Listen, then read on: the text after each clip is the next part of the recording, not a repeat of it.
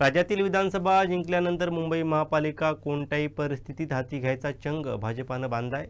त्याच पार्श्वभूमीवरती मुंबई अध्यक्षपदी आशिष शेलार यांच्या जागी नवीन चेहरा देण्यासाठी हालचाली सुरू असल्याची माहिती मिळते।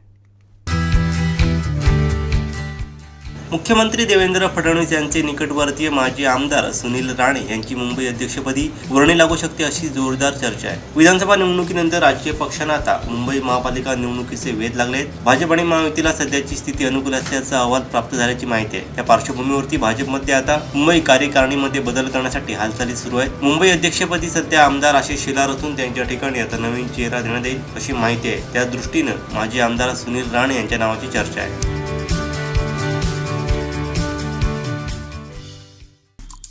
आमचे दिवसभरातले सर्व अपडेट्स, ताज्या घडामोडी आणि थेट लाईव्ह पाहण्यासाठी सबस्क्राइब करा, लाईक करा कोकणचं नंबर 1 महा चॅनल कोकण 7 लाईव्हचं YouTube चॅनल।